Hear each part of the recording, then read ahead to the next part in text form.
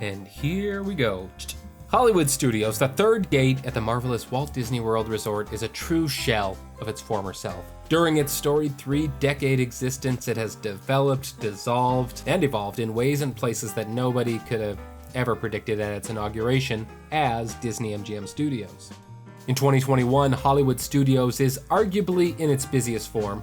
Fresh lands and experiences introduce visitors to Star Wars, Toy Story, and Mickey Mouse. But it wasn't always this way, and now a shadow of a bygone era lingers over the heart of the entire property. Today, we're going to reminisce about the extraordinary experience that once occupied the greater amount of this space. Something that, straight from the get-go, inspired and established the motivation for the whole theme park. The passion, the dream, the lifeblood, it laid it all on the line right here. I'm talking about the Sorcerer's Hat. Soaring to great heights, this grand icon at the center of Hollywood Studios promised with confidence that movie-making magic would occur in this place. I'm only joking, of course. Well, sort of. I mean, I kind of miss it, actually. I was a fan, not a fan of its placement. I think the hat should have been moved, not removed.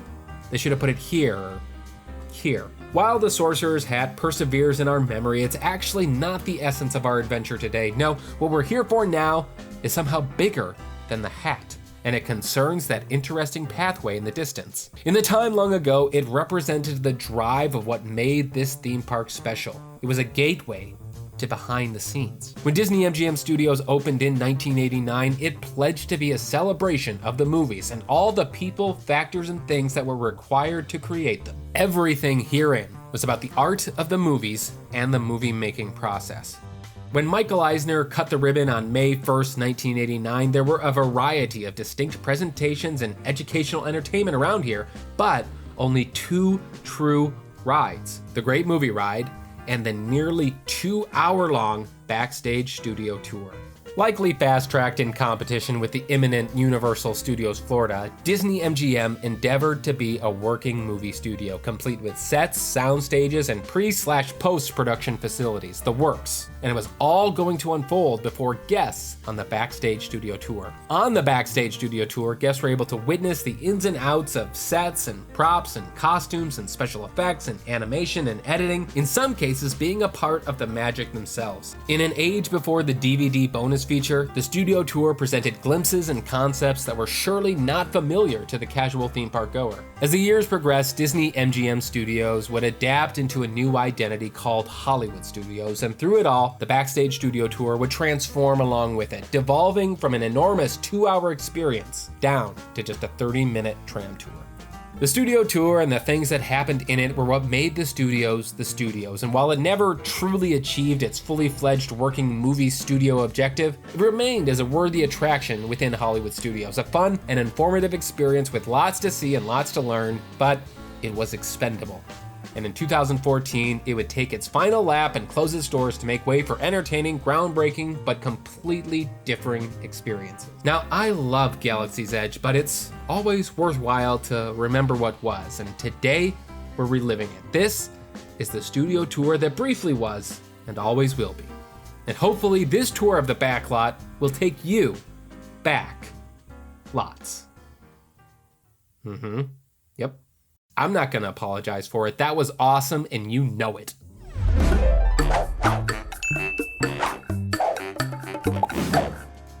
As many of you know, this park opened as Disney-MGM Studios. That moniker has been scrubbed from most of the park, but there is one location where that particular legacy lives on.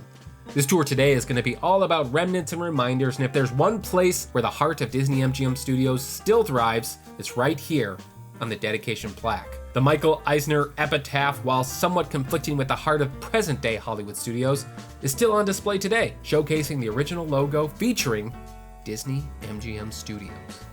As we're in the center-ish of the park here, yes, this was where the Sorcerer's Hat was for a time, but also, as some of you may know, this space also holds Walt Disney World's biggest hidden Mickey. It doesn't really look like it from this perspective, but from the sky, it really pops, and it looked a lot better in the MGM days. On this level, though, you can look for the darker concrete and know that these, my friends, are Mickey Mouse's eyes. And now we're approaching that arch. At first glance, it looks out of place, as if it's supposed to be some kind of grand entryway arch, and that's because it is. While it looks unneeded now, this was the one and only entrance and exit to the studio tour portion of the park. As far as real estate goes, it was pretty much half and half park, half studio tour. And this was where you'd have to commit to the 2-hour-long backstage studio tour. There was only one break in between, and no way out. Here in what is now the animation courtyard is where it would all begin, and each of these buildings served much different purposes in the beginning. This structure right at the entrance here used to be the soundstage restaurant. You'd go right in through these doors here and you'd get some food while dining amidst the actual Plaza Hotel sets from the short-lived Mel Brooks sitcom The Nut House, which you can learn more about right up here. Its motif would shift focus in the future to Disney films like Beauty and the Beast and Aladdin before succumbing to the powerful blow of the Disney Channel in 1998. The Little Mermaid wasn't here yet. In the first year, it was utilized as the final stop of the backstage tour, where guests would see a cheeky video with Michael Eisner, and then they would exit out of these doors here. And then it existed for a time as a very peculiar stage show called Here Come the Muppets. I don't know what these are, but they're not Muppets. And then it became Voyage of the Little Mermaid in 1992, and it's stayed that way since. Almost 30 years. Huh. Of course, the whole draw of this area was in the central building, which is now the dismal launch bay. This used to be the original entrance of the backstage studio tour. As the tour would adapt and shrink, its entrance would move all the way across the park. This gateway would then become the entrance for the Magic of Disney Animation Tour, but in its opening years, the backstage tour started here, so you'd enter the animation tour through these doors. Behind the launch bay, you can somewhat detect where the studio trams used to line up and begin taking guests into the backlot. Ultimately, a new animation building would be built right here, and as mentioned, the backlot tour would be rerouted and abbreviated, but the whole thing used to start right here. Walking through into the launch bay, you first have the theater that presented short animation films. There was one hosted by Walter Cronkite and Robin Williams, and the latest one was hosted by Mushu from Mulan. Which makes a lot of sense because this was one of the animated films that Disney Animation produced in full right on this site. This was one of the coolest areas for me as a kid. This was where they were making and teasing brand new Disney movies. You'd come up to the window right here and there they were, drawing or planning. It's ridiculous to think that full productions like Mulan and Brother Bear, and one of my all-time favorites, Lilo and Stitch, were completely produced right here. And Disney said, you know what would be better? Meet and greets. But I digress. When you exit the launch bay, you'll come across this interesting little nook in the ground. This used to house the handprints from legendary Disney animators. Ugh, I love it. I wish that this was still here, but I guess classic Disney animation history doesn't really go with this space anymore, or Star Wars. So they removed them recently, and now they're on display at the current Disney Studios back in California. But man, I wish they were still somewhere here in the park, because we see the handprints in front of the Chinese theater and we accept the hands because we know the names, we know their faces, but these were the handprints of the animators, handprints of the hands that did all the work, hands that brought our favorite Disney characters into existence. And now the most important handprints in Hollywood studios are across the country. Sigh.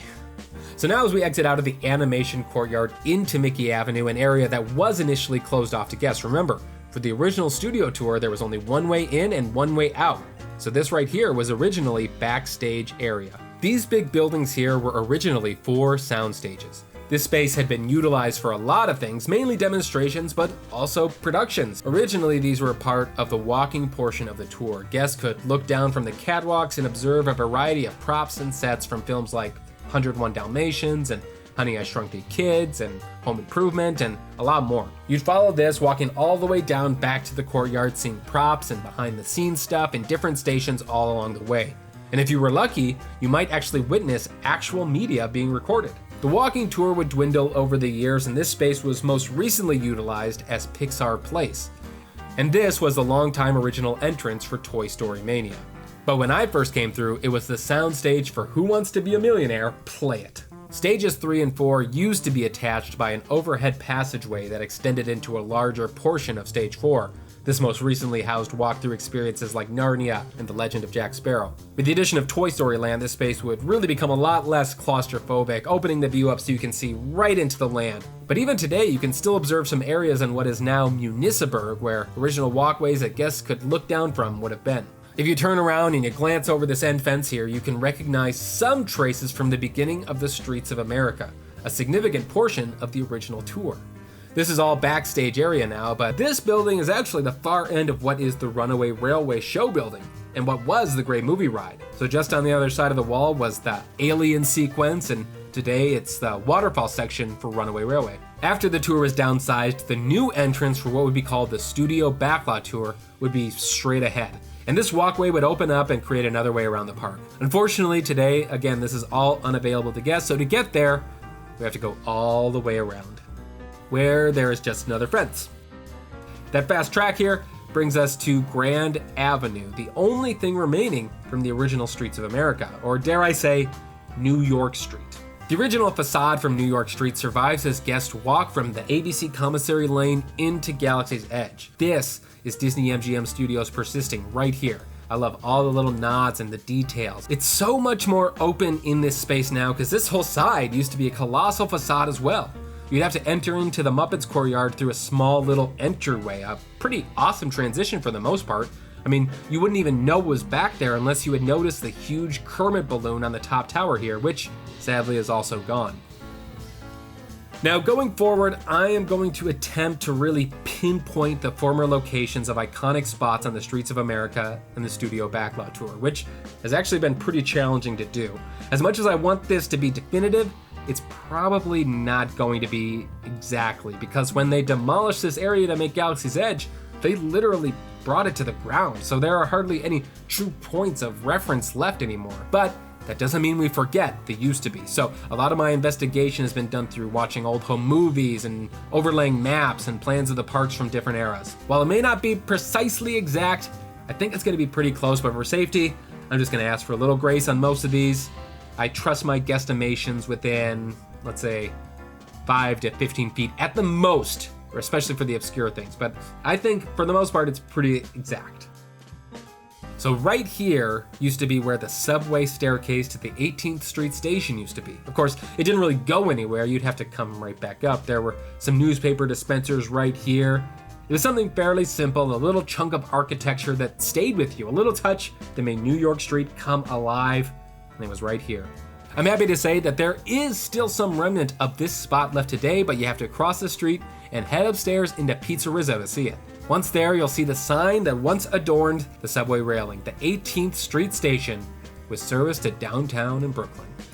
I'm real glad this is here.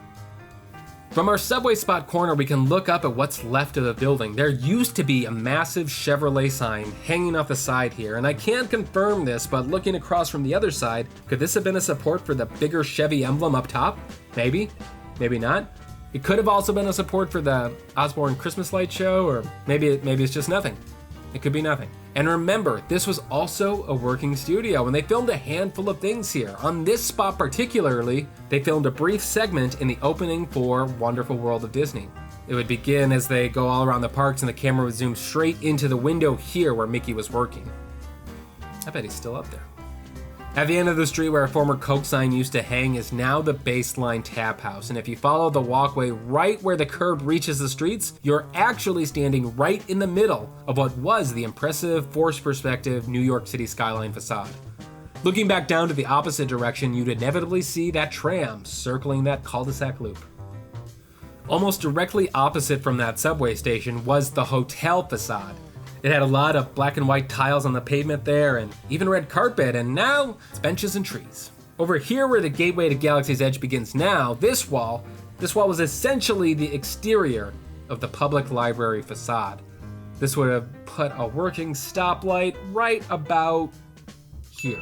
If you cross the street and go somewhat diagonally, you're gonna hit an unassuming corner, but this corner is right in the former location of Used Guys Merchandise. This was basically a tiny gift shop with standard souvenirs, but it had a funny name and a nice looking sign, and it was right on the intersection of New York Street and San Francisco Street, which would place the end of the street in a stoplight right about here.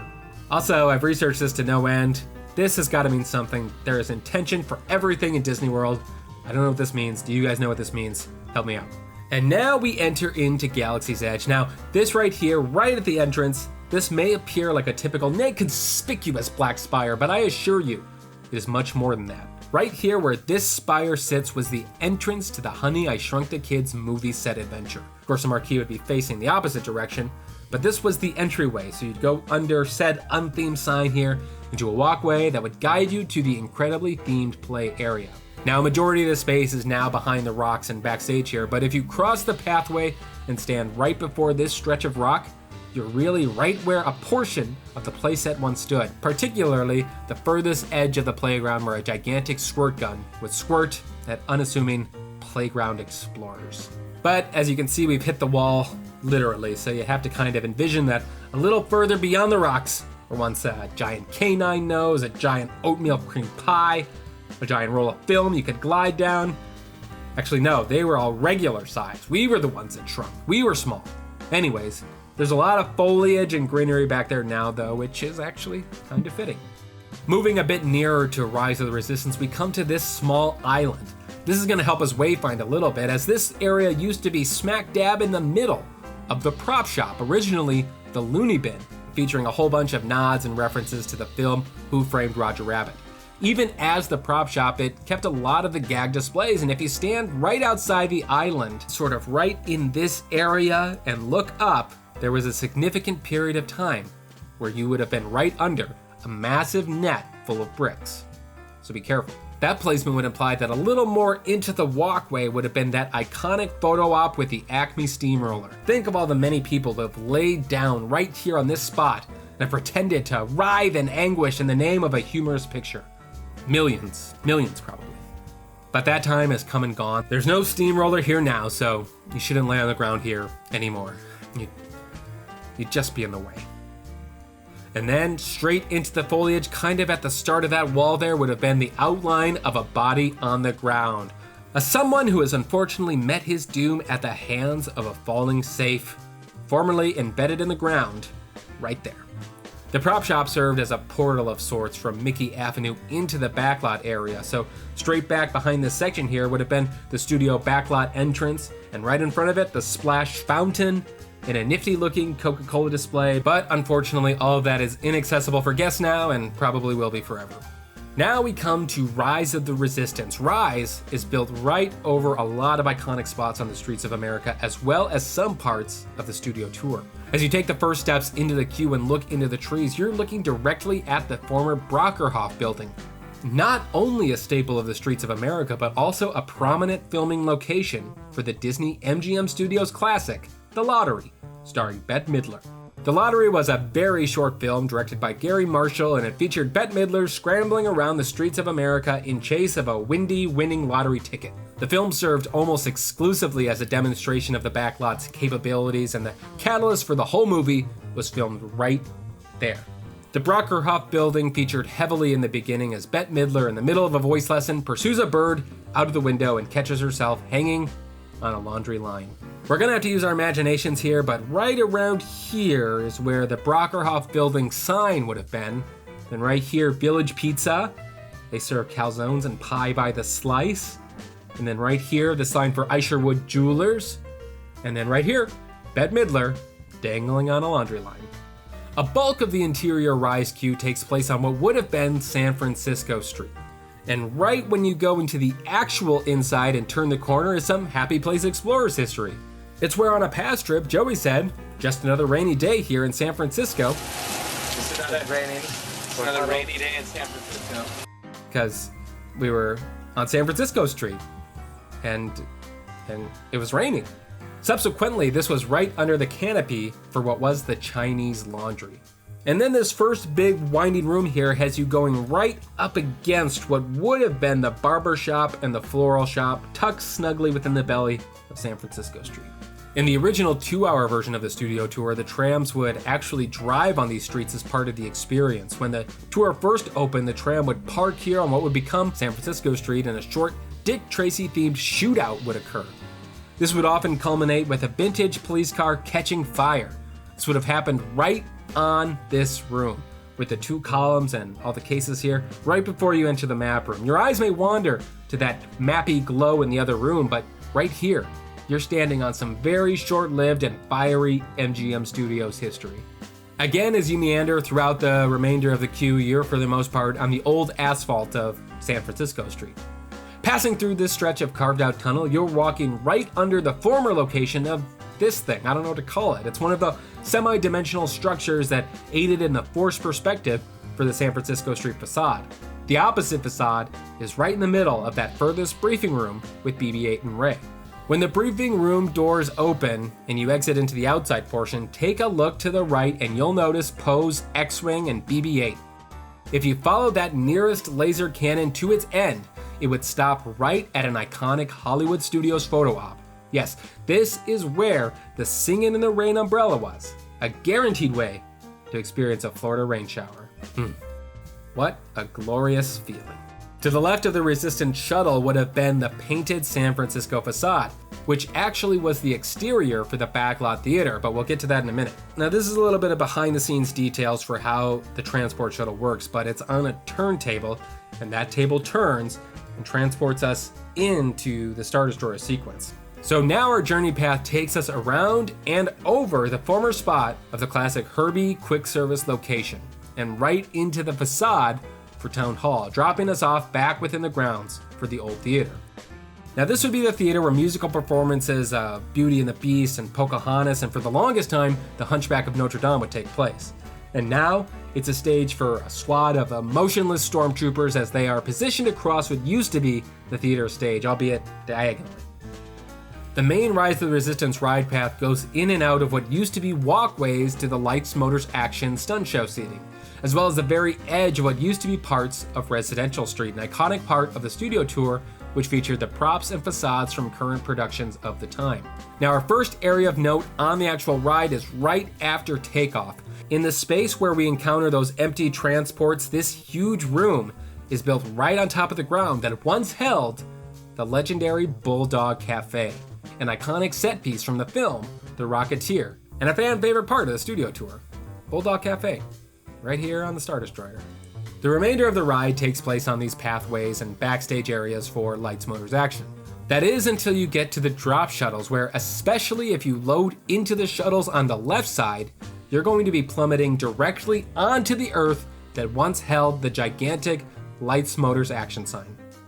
At this point, the ride is done, but don't hurry back into Black Spire too hastily because you're going to be passing right by an iconic spot of MGM Studios past. Again, keep that 5-foot circle of grace in mind, but I believe this is fairly exact. If you go to right around this second to last rung here, right before exiting, this point is right smack dab in the center of the looping section of the tram tour, where you turn around and you look down and get the best perspective of New York Street. This happened right here. But I also believe that that would make this right here, where this rung is planted, the same spot that the pole that would prop up the massive Peace on Earth for the Osborne Spectacle of Lights Christmas celebration would have been. Look at that. There must have always been a planetary focus for this specific spot. Again, pace yourself as you exit, because right here at the fork in the line, this is right under the Washington Square Arch, the original occupant of this space, unavailable to guest traffic until now. You're right under the arch, guys. Disney-MGM Studios. Fist pumping. As we head back into the outpost, we'll see Resistance Supply in this little island here, which is essentially right around where the stage for the old Teenage Mutant Ninja Turtle show was. And that would suggest that right here, right in sort of where the X-Wing stage starts, that would have been the original location for the Roger Rabbit dip machine when it was actually a part of the tram tour. So now it's time to get on to the actual tram ride. Holy molasses, we haven't even gotten on the tram ride yet. Okay, let's do it. So in the penultimate form of the Studio Backlot Tour, the tour I really remember, the first stop would be a walking portion through a fairly expansive water tank. That's all in backstage space right now, but it's essentially where all these trees are here. And when that water tank portion was done, to board the trains, the queue would escort you through a prop warehouse, which is right on the real estate of the walkway from Galaxy's Edge to Toy Story Land. In the prop warehouse, there was not only authentic film and TV use props in this space, there was also props from defunct rides and attractions in Disney World. To be walking about on the hallowed ground that once held World of Motion props. The prop warehouse would weave you in and out until you'd end up at the tram load area. So basically, when you're under the bridge and you see Chewie and the stormtroopers up on that hangar thing, this tram load line was fairly adjacent to this, and it would span the length of the walkway all the way across to the other side. So where you see these social distancing lines in the ground here, just imagine that they were originally row indicators and you're in line and getting ready for your eye-opening studio backlot tour, because this is literally where you would have lined up. And then the tour begins. From this point, the tram would take off, taking a slight turn and heading straight into the heart of the backlot, which is now Toy Story Land. And we can generally walk this route today. Once you get a little further into Toy Story Land, this is roughly the point where they call your attention to what used to be the genuine MGM Studios park icon, the Eiffel Tower. While it's still inaccessible to guest traffic, we can see fairly clearly where it used to be. Now, if you look at that Rex toy box wall at the far end from the queue, and you see it good right when you take off on Slinky Dog, just behind there, before this fencing perspective facade, that's where the Eiffel Tower stood. And from what I can tell, there's nothing really in that spot today, nothing that would have required its removal. It's just vacant there, which is odd to me. I mean, I'm no theme park planner, but I feel like it could still fit there. I mean, in the name of theming, I suppose. At this stage, the tram would reach the end of the line and begin its full turn back. Now, in that center, right on the ground where Rex is sort of planted now, were some prop planes that were used in the making of Pearl Harbor. Curiously enough, the actual Slinky Dog coaster track line actually follows pretty closely to what that actual loop of the tram was. At the conclusion of the turn, you'd be going somewhat inside some structures to see some more behind-the-scenes operations. Right around where this Tinker Toy light post is where you would, from the tram, have entered the building for creative costuming. This was a massive wardrobe warehouse where they would produce nearly all of the costumes for the resort, as well as various TV and film productions throughout its history. Remember this, never forget this, Toy Story Land resides on the remains of costume design. Now, following straight back from the Slinky coaster track and into Galaxy's Edge, you're literally on the tram line. You'd previously be able to look to your right through enormous windows observing costumes and set pieces being created before you. I always thought that this part of the tour went by too fast for you to truly take anything in, and that's probably on purpose. So to keep on track, we're going to keep following the Slinky Dog line and right into the Woody's Lunchbox seating, and then we meet the bathroom, and then we meet it on the other side and keep going until you hit right before this Toy Story Land sign, this photo op. This right here, this is where the creative costuming portion of the buildings would have ended, and then you would have entered into the scenic shop section where they had built many of the sets and props for a lot of the studio's productions, as well as stuff for the parks. And then you'd be heading mostly straight back until you come out from under the building right about here where this tree kind of jets out. Now, as we head past the Droid Depot into First Order territory, we're going to be walking past the former location of the First Boneyard. This is where rotating props, primarily vehicles from a number of films and productions, were on display. Now, the refreshers right here, the bathrooms, they sit on what was originally dubbed Acceleration Alley. This was a backstage area for Lights, Motors, Action, but it would be a point of note on the tour. Acceleration Alley was where the motor cars during showtime would rev up and accelerate so they could reach the desired speeds they needed to be at when they arrived on stage. But now, Acceleration Alley is a bathroom, and certainly it's home to similar sounds of the past. My apologies. I also appreciated this part of the tour because they showed the Lights, Motors, Action set pieces when they were off stage, like the fruit display. I was always like, so that's where the fruit goes when it's not over there. I was impressed. I mean, I guess we all had different takeaways from the studio tour. Now, yes, a majority of this real estate was lastly occupied by the Lights, Motors, Action stunt show, but it was originally used as Residential Street, a seeming neighborhood street that was built to showcase a variety of different homes and different styles for different production needs.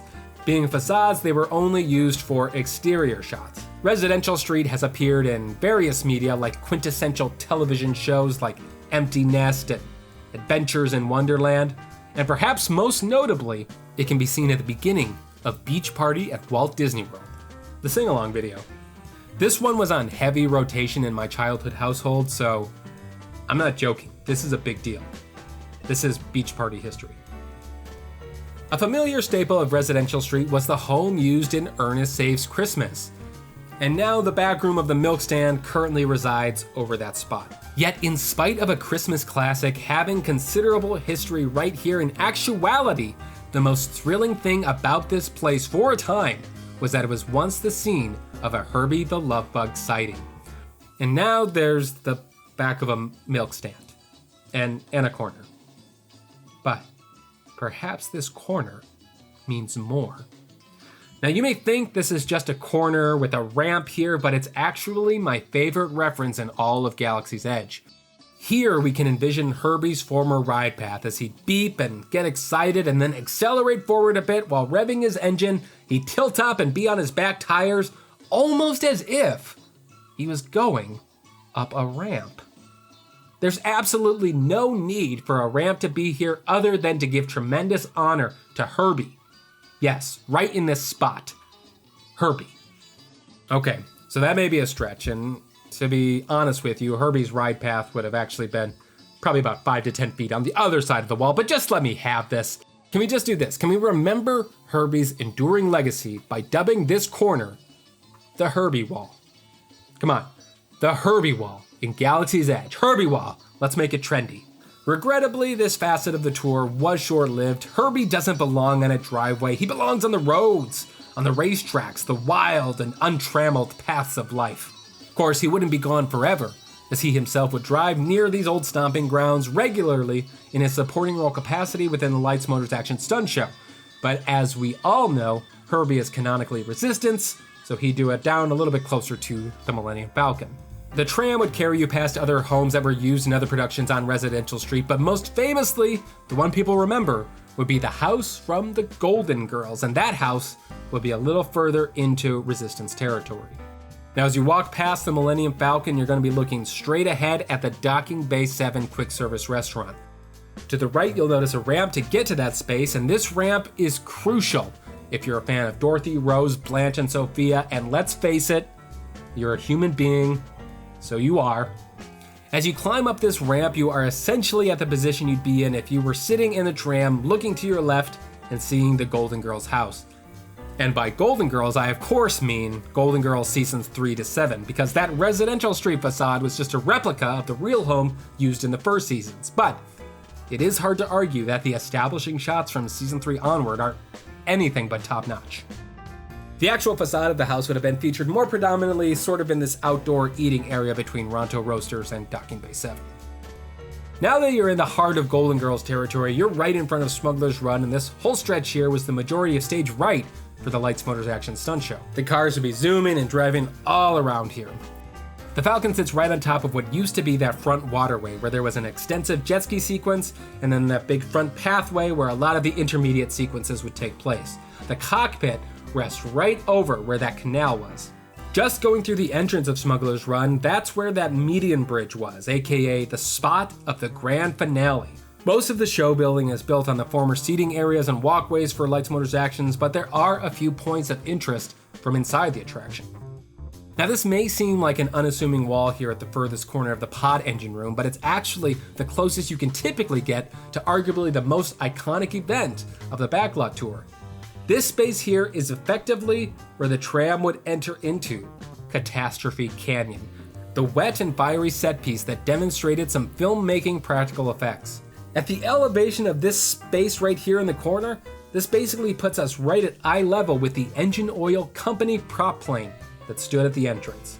The space that housed the actual cannon and water tanks is backstage now, but sometimes when it gets crowded, they will open up these gates here, and you can walk through and wait on the ground that once held the Catastrophe Canyon.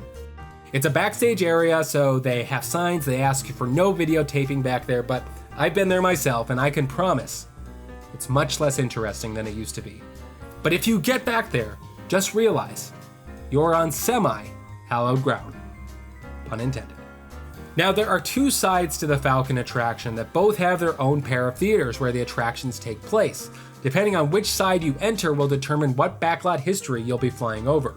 From the room with Hondo Onaka, there are two possible ways to go, the left side or the right side. This will lead you into the cockpit area where there again are two possible ways to go. the cockpit closest to the entrance or the cockpit closest to the Dejarik board. With that in mind, if you enter in on Hondo's left side and go to the cockpit closest to the Dejarik board, your Smuggler's Run flight path will occur over stage left of Lights Motors action, right where a stuntman frequently plummeted from a roof, but also where a motorcyclist was routinely lit on fire. Conversely, if you enter in on Hondo's right side and go to the cockpit closest to the entrance, your flight path will take you over the space that used to store Walt Disney's old plane N234MM.